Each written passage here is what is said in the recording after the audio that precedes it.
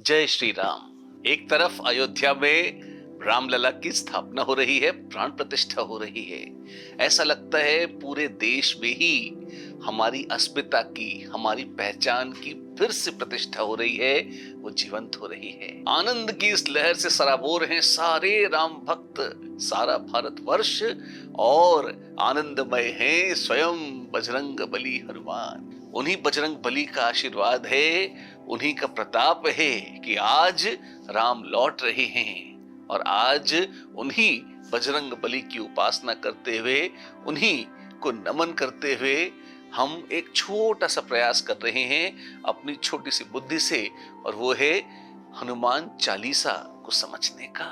तुलसी बाबा की हनुमान चालीसा उनके द्वारा लिखा गया सबसे लोकप्रिय काव्य है। सच तो ये है कि किसी भी कवि का किसी भी भाषा में लिखा हुआ यदि सबसे लोकप्रिय काव्य कोई है तो वो है हनुमान चालीसा और रामचरितमानस। पर क्योंकि रामचरितमानस लंबी है, उसका पाठ लोग बहुत करते हैं, पर फिर भी हनुमान चालीसा तो रोज पढ़ी जाती है। मुझे अभी याद है, हमारे बाबा जी जब स्नान करते थे तो उच्च स्वर से वो हनुमान चालीसा का पाठ करते जाते थे और एक एक लोटा अपने ऊपर डालकर स्नान किया करते थे, और उस तरह से अपने तन और मन की शुद्धि साथ साथ किया करते थे। आइए हम भी अपने मन मानस को, मन के मुकुर को राम जी के भक्त के चरणों की रज से रगड़ रगड़ कर साफ करें। और आज हम ये जो छोटी सी श्रृंखला शुरू कर रहे हैं, ये हनुमान चालीसा को समझने का प्रयत्न है। सच तो ये है कि अवधी भाषा में जब ये लिखी गई थी तब ये बहुत सरल शब्दों में मानी गई थी, पर आज जैसे जैसे हिंदी भाषा धीरे धीरे एक अलग स्तर पर खड़ी बोली में प्रचलित है, कई शब्द ऐसे हैं जो लोगों को समझ में नहीं आते, जो लोगों को लगता है कि कुछ अद्भुत ही है या अलग ही है या पता नहीं क्या है, एक अभ्यास में तो बोल जाते हैं। लेकिन अगर हमें बजरंग बली से जुड़ना है, अगर हमें राम जी की भक्ति की उस भावना के साथ जुड़ना है, तो सच है आप हनुमान चालीसा तो पढ़ते हैं, पाठ करते हैं, बिल्कुल, लेकिन अगर उसका भावार्थ हृदयंगम करके उसके साथ यदि उसको बांचेंगे तो एक अलग ही भावना उत्पन्न होगी। तो एक एक शब्द का भाव हृदयंगम मैं कर सकूं, इस भावना से मैं ये प्रयास कर रहा हूं, और आप कर सकें ऐसी प्रार्थना मैं हनुमान जी से कर रहा हूं। तुलसी बाबा को प्रणाम करते हुए और श्री राम का जयकारा लगाते हुए आइए प्रारंभ करते हैं ये छोटी सी श्रृंखला, जिसमें कुछ अलग अलग खंडों में हम हनुमान चालीसा के 40 छंदों को समझने का प्रयास करेंगे। 2 दोहे प्रारंभ में हैं, एक अंत में, तो इन सब को हम प्रयास करते हैं समझने का। तो आइए प्रारंभ करते हैं श्री हनुमान की कृपा से गोस्वामी तुलसीदास प्रदत्त हनुमान चालीसा का। श्री गुरु चरण सरोज रज निज मन मुकुर सुधारी, बरनौ रघुबर बिमल जस जो दायक फल चारि, बुद्धिहीन तनु जानिके सुमिरो पवन कुमार, बल बुद्धि विद्या देहु मोहि, हरहु कलेस बेकार। श्री गुरु चरण सरोज रज निज मन मुकुर सुधारी, बरनौ रघुबर बिमल जस जो दायक फल चारि। मैं वर्णित करता हूं, तुलसी बाबा कहते हैं कि अब मैं वर्णित करता हूं। क्यों? क्योंकि अब मैंने जो मेरा मन है वो श्री गुरु के चरणों की रज से घिस घिस कर उज्जवल हो गया है, उसका मल धुल गया है। तो अब मैं साहस कर रहा हूं रघुवर के विमल यश का वर्णन करने का। विमल जिसमें कोई दाग ना हो, कोई गंदगी ना हो, जो बिल्कुल निर्मल है।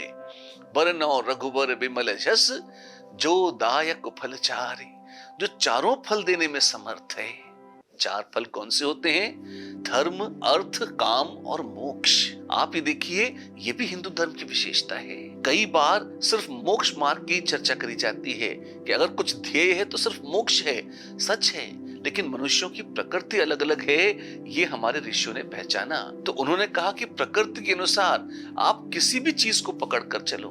धर्म पूर्वक अर्थ का अर्जन करो, धर्म पूर्वक काम अर्थात अपनी कामनाओं की तृप्ति को भी तुम ध्येय बना सकते हो, पर अंतिम लक्ष्य उनका क्या है?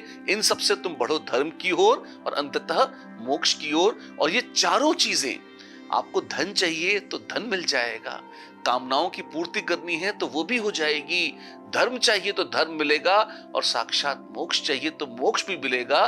किससे? रघुवर के विमल यश से। कलयुग केवल नाम आधारा। कलयुग में भगवान नाम का स्मरण और जप मात्र करने से ही मुक्ति हो जाती है, ऐसा बड़े लोग बता गए हैं। और वही तुलसी बाबा भी कह रहे हैं कि ये जो रघुवर का विमल यश है, इसका जो गुरु प्रसाद से मैं वर्णन कर रहा हूं, ये चारों फल देने में समर्थ है। तो जो भक्त धन चाहते हैं और तब भी भगवान का यश सुनते हैं, उन्हें धन भी मिलता है, उनकी कामनाएं पूरी होती हैं, वो धर्म को भी प्राप्त करते हैं और अंततः मोक्ष मार्ग की ओर भी बढ़ सकते हैं। ये चारों ही सहज सुलभ हैं, जिनके लिए मनुष्य संघर्ष करता है, पूरा जीवन खपा देता है। ये सब सहज हैं, सुलभ हैं। किससे? रघुवर के विमल यश से। बरनौ रघुबर विमल जस, जो दायक फल चारे। बुद्धिहीन तनु जानिके, सुमिरो पवन कुमार। बुद्धिहीन तनु जानिके, मैं जानता हूं कि मैं बुद्धिहीन हूं, बुद्धि नहीं है मेरे अंदर। तुलसी बाबा बहुत महाज्ञानी थे, प्रकांड पंडित थे, अद्वितीय ज्योतिषी थे और शास्त्रों के असाधारण विद्वान थे, संस्कृत के सुंदर कवि थे, असाधारण कवि थे। इतने होने पर भी तुलसी बाबा कहते हैं मैं बुद्धिहीन हूं। क्यों? जो वास्तव में बुद्धिमान है वो वही ये जानता है कि ज्ञान का विस्तार कितना अद्भुत है और उसका कितना सूक्ष्म अंश वास्तव में उसके पास है। जो निश्चय ही मूर्ख होते हैं, उनको तो पता ही नहीं होता कि वो मूर्ख हैं। बुद्धिमानी का पहला लक्षण ही यही है कि व्यक्ति को समझ में आ जाए कि अभी जो मेरे पास है वो बहुत कम है और इतना अनंत ज्ञान है ब्रह्मांड में कि मेरे पास तो उसका बहुत सूक्ष्म अंश है। फिर वास्तव में ये सिर्फ ओढ़ी हुई विनय नहीं है, ये मन से निकला हुआ, हृदय से निकला हुआ उद्गार है, बुद्धिहीन तनु जानिके। अब यहाँ तनु शब्द जो आता है उस पर भी बड़ा रहस्य माना जाता है। अलग अलग लोगों ने इसकी अलग अलग तरह से व्याख्या करी है। कुछ लोग कहते हैं तन है, बुद्धिहीन तन जानिके। तन तो शरीर होता है, तो शरीर बुद्धिहीन है, शरीर बलहीन हो सकता है पर बुद्धिहीन नहीं। ये बहुत जमता तो नहीं है। सच तो ये है कि तनु, वैसे तो इसका केमिस्ट्री में भी जिक्र आता है, तनु को डाइल्यूट बोलते हैं, वो चीज जो थोड़ी हल्की हो, पतली हो। गुरु का विलोम होता है लघु, गुरु मतलब भारी, लघु मतलब हल्का। ऐसे ही तनु, गुरु और लघु तो वजन के लिए है, तनु थोड़ा सा कंसंट्रेशन के हिसाब से है, सांद्रता के हिसाब से है। मैं हल्का हूं, मतलब मैं जानता हूं कि मैं बुद्धिहीन हूं और मैं बहुत कंसंट्रेटेड नहीं हूं, मेरा फोकस हिला हुआ है, मैं डाइल्यूट हूं। बुद्धिहीन तनु जानिके, मेरा अर्थ गलत भी हो सकता है पर मेरी बुद्धि के अनुसार, जितनी मेरी सीमित बुद्धि है, जब हम पहले ही एडमिट कर चुके हैं कि बुद्धिहीन है, जब तुलसी बाबा ने खुद को कह दिया तो हमारी तो क्या हैसियत रहती है। तो बुद्धिहीन तनु जानिके, सुमिरो पवन कुमार। जब मैं अपनी लिमिटेशन जान गया, जब मैं अपनी सीमा जान गया कि मेरे में दम नहीं है, तो फिर मैंने कहा, हाथ जोड़कर पूरी विनय के साथ समर्पण करके मैंने कहा कि बुद्धिहीन तनु जानिके, सुमिरो पवन कुमार। हे पवन पुत्र हनुमान, मैं आपका स्मरण करता हूं। बल बुद्धि विद्या देहु मोहि, हरहु कलेश विकार। आप मुझे बल दें कि मैं ये सब कह सकूं, बुद्धि दें कि मैं कहने योग्य हो सकूं। बल बुद्धि विद्या, विद्या और बुद्धि अलग अलग कही है। विद्या नॉलेज है और बुद्धि इंटेलिजेंस, जो पता है, जो जानने योग्य है, जो मनुष्यों ने प्रयत्न से सीखा है, वो तो है विद्या। और बुद्धि जो सहज भगवान की दी हुई है, जिसके बल पर आप विद्या को अर्जित कर पाते हैं। क्यों? क्योंकि आपको अगर कुछ भी सीखना है, आपको रॉकेट साइंस सीखनी है, आपको वेदों का उच्चारण सीखना है, आपको शास्त्रों का अध्ययन करना है, कुछ भी करना है, आपको कोई भी गुरु मिल जाए पर काम तो अपनी ही बुद्धि आती है। तो गुरु देते हैं विद्या और सीखते किसके माध्यम से हैं? अपनी बुद्धि के माध्यम से हैं। तो वो कहते हैं कि मुझे आप विद्या भी दीजिए, जो दूसरे मनुष्यों ने सीखा है वो ज्ञान भी मैं सीखना चाहता हूं, और उसको सीखने के लिए मेरे अपने अंदर आप मुझे बुद्धि भी दें, और इन सब के लिए उचित जो बल चाहिए वो भी दें। बल बुद्धि विद्या देहु मोहि, हरहु कलेश विकार। और सारे क्लेश और सारे विकार जो हैं वो मेरे मन से हे बजरंग बली आप हर लीजिए। बल बुद्धि विद्या देहु मोहि, हरहु कलेश विकार। तुलसी बाबा कहते हैं कि ये पंच क्लेशों को, 5 तरह के जो क्लेश हैं और जो 6 तरह के विकार मन में उत्पन्न होते हैं जिनसे ये क्लेश अनुभव होते हैं, उनको मैं बुद्धिहीन, मैं तनु, मेरे में सामर्थ्य नहीं है कि मैं इनसे पार पा सकूं। हे हनुमान जी, हे बजरंग बली, आप इनको हर लीजिए और मुझे बल, विद्या और बुद्धि का वरदान दीजिए। यहां से तुलसी बाबा अपनी कथा शुरू करते हैं, अपनी स्तुति शुरू करते हैं हनुमान जी की। उन्होंने अपनी कामना स्पष्ट कर दी है। मांगा क्या है? बल, बुद्धि और विद्या, और कहा है कि क्लेशों और विकारों का आप नाश कर दीजिए। हम जब अपने सामर्थ्य के बल पर बहुत कूदने की कोशिश करते हैं तो हम देखते हैं कि एक सीमा से अधिक नहीं जा पाते हैं। लेकिन जब साक्षात परमेश्वर का, परम पिता का, जब साक्षात भगवान का सामर्थ्य हमसे जुड़ जाता है, तब हम कुछ भी करने में समर्थ हो जाते हैं। इसका सबसे बड़ा उदाहरण है खुद हनुमान जी, जो कि हनुमान जी ने मैं तत्व का नाश करके पूरी तरह से स्वयं को राममय कर लिया है।